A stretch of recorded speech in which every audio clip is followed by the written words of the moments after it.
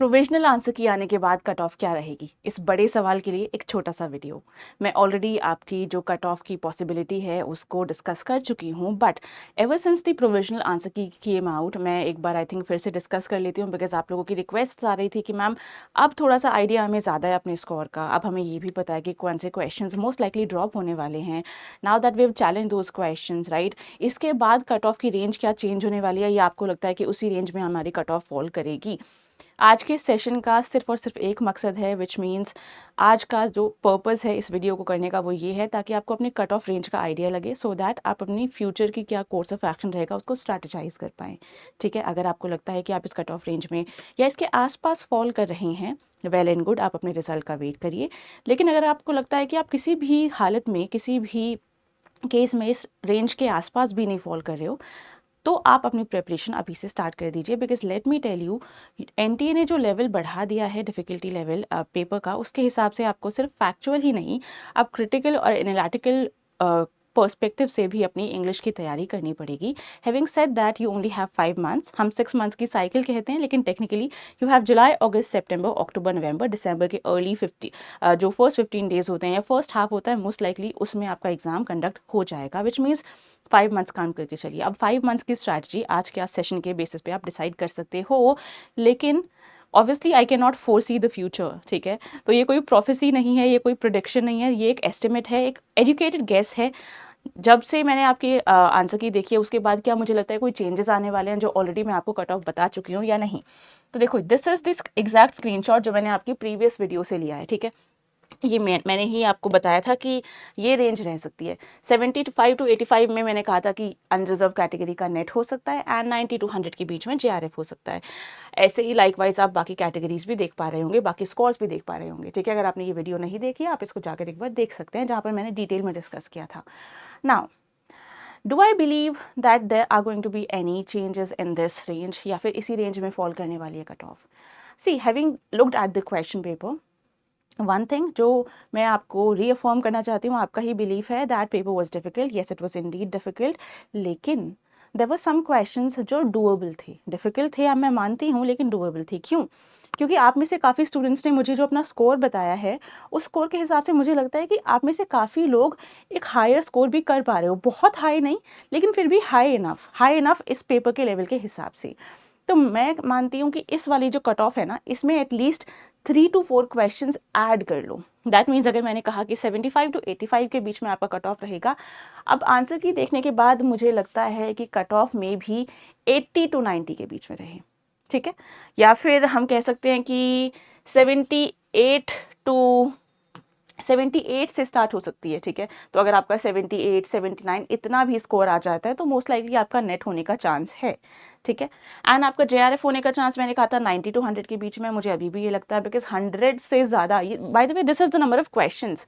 ठीक है, मैं आपको जो कट ऑफ बताती हूँ वो नंबर ऑफ क्वेश्चंस के टर्म्स में बताती हूँ, ना परसेंटेज के टर्म्स में बताती हूँ, ना ही नंबर ऑफ स्कोर के टर्म्स में बताती हूँ, बिकॉज मुझे लगता है कि आप लोग इवेंचुअली अपने क्वेश्चंस काउंट करते हो ना, है ना। स्कोर तो काउंट करते भी हो, चलो ठीक है, डबल कर लो इसको, अदरवाइज क्वेश्चंस काउंट करते हो, कितने करेक्ट है कितने इनकरेक्ट हैं, तो उसके बेसिस पर मुझे लगता है कि अगर आपके नंबर ऑफ क्वेश्चंस इस रेंज के हिसाब से कहीं इसमें फॉल करते हैं, ऑब्वियसली इसमें भी +-2 क्वेश्चंस प्लस 2 क्वेश्चंस -2 क्वेश्चंस की पॉसिबिलिटी तो है ही। ठीक है, लेकिन मुझे लगता है जेआरएफ के लिए बियॉन्ड 100 क्रॉस कर पाना would be difficult, because 100 questions out of 150 तो एक बहुत ही डिफ़िकल्ट स्कोर है इस वाले पेपर के लेवल के हिसाब से। क्योंकि अगर आपने लेट्स से आपने पेपर 1 में 40 स्कोर कर लिया, ठीक है, जस्ट इमेजिन बेस्ट केस में आपने 40 स्कोर कर लिया out of 50 questions in paper 1, तो पेपर 2 में एटलीस्ट आपके पास 60 क्वेश्चंस करेक्ट होने चाहिए, तब जाकर आपका 100 का स्कोर बनेगा। और पेपर 1 में 40 स्कोर करना भी इतना कॉमनली इतना आसान तो है नहीं, पेपर 1 भी आपका इतना आसान नहीं होता। तो इसीलिए मुझे लगता है कि 100 से ज़्यादा तो जेआरएफ की कट ऑफ नहीं जानी चाहिए। दैट मीन्स 200 क्वेश्चंस पर जेआरएफ की कट ऑफ, या इससे नीचे, या एटलीस्ट 200 क्वेश्चंस पर 200 स्कोर पर आपका जो जेआरएफ का कट ऑफ है वो रुक जाएगा। ठीक है, तो मेरा जो वर्डिक्ट है मोर और लेस वो सेम रहेगा, बस +-3 क्वेश्चंस मैं चाहती हूँ कि आप कर लें। इससे ज़्यादा मैं टाइम आपका वेस्ट करना नहीं चाहती, बिकॉज ये कट ऑफ डिस्कशन हम ऑलरेडी कर चुके हैं। अब इसके बेसिस पे अगर आपको आइडिया लग रहा है कि मेरी तैयारी कैसी है, मेरी प्रिपरेशन कैसी थी, कितना मुझे उस प्रिपरेशन में ऐड करने की ज़रूरत है, वो अपनी स्ट्रैटेजी आप डिसाइड कर लो। ठीक है, मेरी जो फ्री क्लासेस है हमेशा आपके साथ हैं, तो 5:30 PM फिक्स टाइम रहेगा मेरी फ्री क्लासेस का, ताकि आप फ्री क्लास में जितना सीख सकते हो उतना सीख पाओ, ठीक है। I will try my best कि जितना मैं आपको उस शॉर्ट ड्यूरेशन की यूट्यूब क्लास में सिखा सकती हूँ उतना मैं सिखा पाऊँ। Not just YouTube class, 7 PM आपकी मास्टर क्लास होती है, मास्टर क्लास भी फ्री क्लास है, तो दोनों ही क्लासेस को आप ज्वाइन कर सकते हो और दोनों क्लासेस का फ्री का फ़ायदा उठा सकते हो। साथ ही साथ आपको हर फ्री क्लास का नोट्स भी मिलते हैं। तो मुझे लगता है कि अगर आप पेड कोर्स में एनरोल नहीं भी हो, सेल्फ स्टडी से प्रिपरेशन कर रहे हो, कम से कम फ्री क्लासेस का फ़ायदा तो उठाइए ही। लेकिन अगर आपको लगता है कि जिस तरह का लेवल बढ़ गया है, अब मुझे और गाइडेंस चाहिए, अब तो मुझे और ज़्यादा एक तरह से प्रॉपर तरीके से प्रिपरेशन करनी है, पेपर 1 पेपर 2 दोनों एक साथ मुझे प्रिपेयर करने हैं, जिसमें मेरे पास लाइव क्लासेस भी हों, ताकि मेरा एक डिसिप्लिन बना रहे। Every single day I sit at a specific time to attend classes, चाहे वो लाइव में हो चाहे वो रिकॉर्डेड में हो। वो डिसिप्लिन जब वो रूटीन बन जाएगी, जब आपकी सिटिंग बन जाएगी, रिदम बन जाएगी 5 to 6 आवर्स की एवरी सिंगल डे, तब जाकर कहीं आप दिसंबर से पहले अपना सिलेबस कंप्लीट कर पाओगे, क्वेश्चन प्रैक्टिस कर पाओगे। और मैं फिर से कह देती हूँ, 3 पर्सपेक्टिव्स हैं। फैक्चुअल तो आप करते ही थे, ठीक है, मेमोरी बेस्ड तो आपका नेट का पेपर होता ही था, but now you have to make sure कि आपका जो प्रेपरेशन है वो क्रिटिकल और एनालिटिकल पर्पस से भी बिल्कुल बेहतरीन हो, ठीक है। तो रीडिंग स्टार्ट कर दीजिए। The more you read, the more you'll be able to understand or comprehend the statements, because statement questions ने हमने देखा कि भरमार थी statement questions की। तो statement questions को टारगेट करने के लिए मेक श्योर करो कि जितना ज़्यादा रीडिंग कर सकते हो ना उतना ज़्यादा रीडिंग करिए, ठीक है। पहले हमें बस कॉम्प्रिहेंशन या फिर ये जो एनालिसिस करना था या फिर एटलीस्ट क्रिटिकल थिंकिंग थी, वो कम से कम कॉम्प्रिहेंशन क्वेश्चंस के लिए रिक्वायर्ड होती थी। अब स्टेटमेंट क्वेश्चंस इतने ज़्यादा हैं, फैक्चुअल क्वेश्चंस कम हैं, तो आपकी क्रिटिकल थिंकिंग्स थिंकिंग आपकी जो स्किल्स हैं, एनालिटिकल स्किल्स हैं, वो वहाँ पे भी अब यूज़ होंगी, यूटिलाइज होंगी। तो उनको डेवलप करना स्टार्ट करो, ठीक है। अब आपके 2 काम बन गए। सिलेबस कवरेज तो एक काम था ही हमारे पास, फैक्चुअल पर्सपेक्टिव से करते ही थे, कंसेप्चुअल क्लैरिटी भी हम करते थे, लेकिन अब ये सोचो कि हमारे पास स्टेटमेंट्स आएंगी, and that too lengthy statements, really really lengthy statements, right. मैं आपको एक चीज़ और बता दूं कि अगर आप पेड कोर्स में एनरोल करना चाहते हो, मेरे साथ प्रिपरेशन करना चाहते हो दिसंबर बैच की, तो मेरे कोर्स में एनरोल करने के लिए आपके पास एक स्पेशल अपॉर्चुनिटी है, जिसमें हमारा जो गुरु ज्ञान धारा ऑफर है वो अभी ऑनगोइंग है।